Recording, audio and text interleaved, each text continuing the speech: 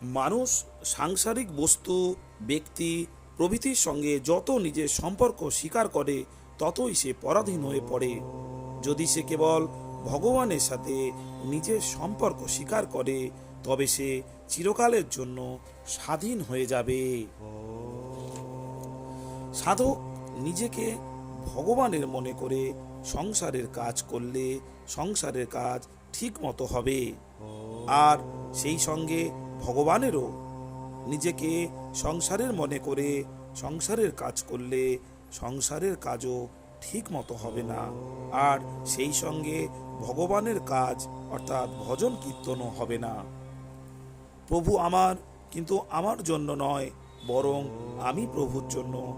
তাৎপর্য হলো এই যে আমাদের প্রভুর কাছ থেকে কিছু নেওয়ার নেই, বরং নিজেকে প্রভুর কাছে সমর্পণ করার আছে। আর ভয়ানক বিপরীত পরিস্থিতি এলে তাকে প্রভুর সেবা প্রসাদ মনে করে প্রসন্ন থাকতে হবে।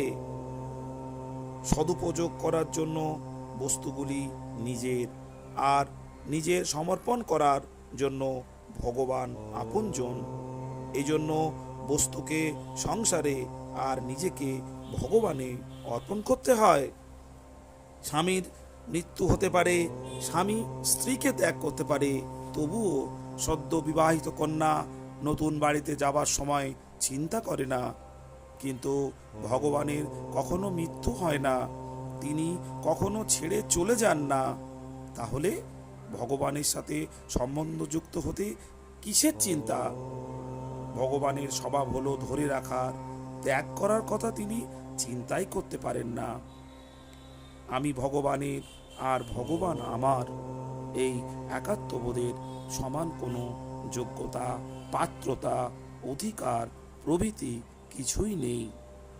ভক্ত আপন যোগ্যতা ইত্যাদির দিকে দৃষ্টি না দিয়ে কেবল ভগবানে আপনত্ব ভাবের দিকেই দৃষ্টি রাখবে। ভগবানে আপনত্ব ভাব সব থেকে সুগম আর শ্রেষ্ঠ সাধন। ভগবান ছাড়া আমার আর কেউ নেই, এই হলো আসল ভক্তি। ভগবান সর্বসমর্থ হওয়া সত্ত্বেও আমাদের থেকে দূরে থাকতে অসমর্থ। ভগবান আমাদের, কিন্তু যে বস্তু আমরা পেয়েছি তা আমাদের নয়, তা হলো ভগবানের। শ্রোতাজন, ভগবানকে পেতে হবে, বস্তুকে নয়। আর সবসময় ঈশ্বর চিন্তা করতে হবে। নমস্কার।